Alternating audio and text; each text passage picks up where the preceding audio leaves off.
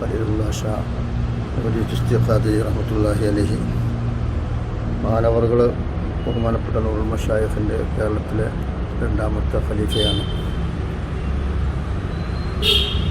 അന്നരായ നമ്മുടെ പിതാവ് കേരളത്തോട് ബന്ധപ്പെട്ട ആദ്യ ഖലീഫയായിരുന്നു ബഹുമാനപ്പെട്ട നൂറുൽ ഷാ റഹ്മത്തുള്ളാഹി അലൈഹി.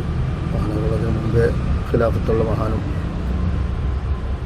ഒരു കേരളത്തിൽ ഒന്ന് പ്രവർത്തനം ആരംഭിക്കുന്നതിന് മുമ്പ് തന്നെ കേരളത്തിൽ ബഹുമാനപ്പെട്ട നൂറുൽ മശായിഖ് സയ്യിദ് അഹ്മദ് മുഹിദ്ദീൻ അലി ഷാ ജിലാനി അലൈഹി റഹ്മത്തുള്ളാഹിയുടെ ഈ സിൽസിലയുടെ പ്രവർത്തനം കേരളത്തിൻ്റെ അത്തല മുതൽ ഇത്ര വരെ നിരവധി പള്ളികളിലായിക്കൊണ്ട് ഹൽക്കകളും ബയ്യത്തുകളും പൊതുപരിപാടികളും എല്ലാം നടത്തി സിൽസിലയുടെ സജീവമായ പ്രവർത്തനം നടന്നുകൊണ്ടിരിക്കുന്ന കാലഘട്ടത്തിൽ രാവും പകലുമില്ലാതെ ഈ മഹത്തായ സിൽസിലയ്ക്ക് വേണ്ടി കഠിനാധ്വാനം ചെയ്ത മഹാനാണ് ബഹുമാനപ്പെട്ടവർ. അല്ലാഹു സുബ്ഹാനഹു വ തആല മഹാനവറുകളുടെ ദറജാത്തുകൾ ഉയർത്തി കൊടുക്കുമാറാകട്ടെ. ബഹുമാനപ്പെട്ടവരുടെ ചെറുപ്രായം മുതൽ തന്നെ സൂഫിയാക്കളായിരിക്കുന്ന പണ്ഡിതന്മാരുടെ തർബീയത്തിലാണ് ബഹുമാനപ്പെട്ട ലാഹിരിയായ ഇൽമ തന്നെ കൈവരിച്ചത്.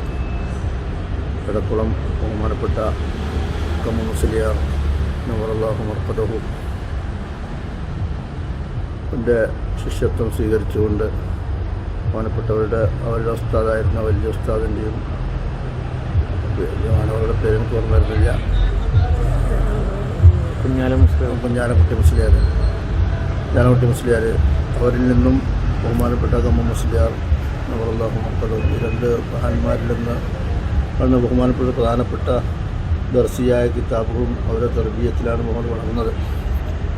നേരത്തെ ചെറുപ്രായത്തിൽ തന്നെ പിതാവ് ലോകത്തോട് ഇവിടെ വളർന്നത്. കാരണം മാതാവ് ബഹുമാനപ്പെട്ടവരെ നല്ലൊരു ആലിമാക്കണമെന്ന ആഗ്രഹത്തോടുകൂടി ഉമ്മ നല്ല ഭക്തിയുള്ള ഒരു മഹതിയായിരുന്നു.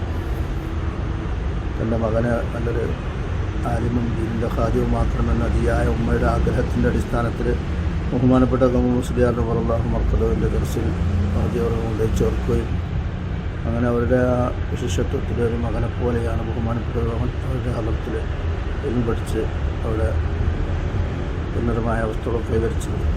ആ കാലഘട്ടത്തിൽ തന്നെ ബഹുമാനപ്പെട്ട തന്നെ ഒരു സൂഫിയായ ജീവിതം ജീവിക്കുന്ന ആളായിരുന്നു. അതോടുകൂടി തന്നെ അക്കാലത്തുണ്ടായിരുന്ന കേരളത്തിലെ സൂഫിയന്മാരായിരിക്കുന്ന പല മഹാന്മാരുമായി പോയി ഇജാസത്ത് വാങ്ങുകയും ഇജാസത്തിൻ്റെ തരീഖത്തുകളൊക്കെ നേടിക്കൊണ്ട് ജീവിച്ചുകൊണ്ടിരുന്ന ഒരു കാലഘട്ടത്തിൽ ബഹുമാനപ്പെട്ട തൻ്റെ അനുഭവം പറയാറുണ്ട്. 1984 കാലഘട്ടത്തിൽ കോരങ്ങത്ത് മൈതാനത്ത് അവിടുത്തെ തിരുവല്ല മദ്രസയോട് ബന്ധപ്പെട്ടുകൊണ്ടൊരു വലിയ സമ്മേളനം നടക്കുകയുണ്ടായി. കോരങ്ങത്ത് മൈതാനത്തായിരുന്നു. ലക്ഷക്കണക്കിന് ആളുകൾ പങ്കെടുത്ത വലിയ സമ്മേളനമായിരുന്നു.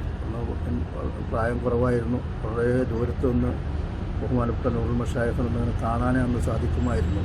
അന്ന് ഷെയ്ഖുനായെ കാണുകയും അന്ന് മുതൽ തന്നെ ഷെയ്ഖുനാൻ്റെ ഒരു ആശക്കായിക്കൊണ്ടാണ് ബഹുമാനപ്പെട്ടിട്ടുണ്ടായിരുന്നത്.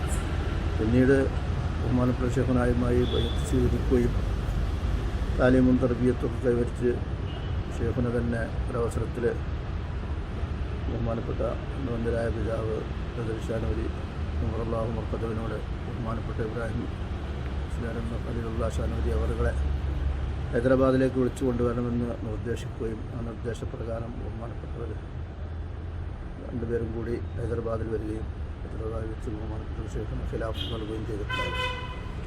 ഖിലാഫത്തിന് ശേഷം മഹാനവറുകൾ എല്ലാ പ്രദേശങ്ങളിലും പള്ളികളിലും അല്ലാതെയുമായിക്കൊണ്ട് ഈ മഹത്തായ സിൽസിലയുടെ വായന പറയുകയും പല പള്ളികളിലും ആ വായനത്തിന് ശേഷം പള്ളിയിലുള്ള മുഴുവൻ ആളുകളും ബൈഅത്ത് ചെയ്യുകയും ചെയ്ത ഒരുപാട് പള്ളികളുടെ സംഭവങ്ങൾ ബഹുമാനപ്പെട്ട പറയായിരുന്നു.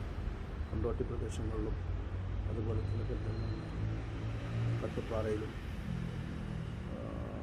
അമ്മിനിക്കാട് തുടങ്ങിയ പ്രദേശങ്ങളിലും അതുപോലെ ധാരാളം സ്ഥലങ്ങളുടെ പേര് ഓർമ്മയില്ല. ധാരാളം ഒരുപാട് സ്ഥലങ്ങളിൽ ബഹുമാനപ്പെട്ട ആ കാലഘട്ടത്തിൽ സംസാരിക്കുകയും ജനങ്ങൾ കൂട്ടമായി കൊണ്ട് സിൽസിലയിൽ പ്രവേശിക്കുകയും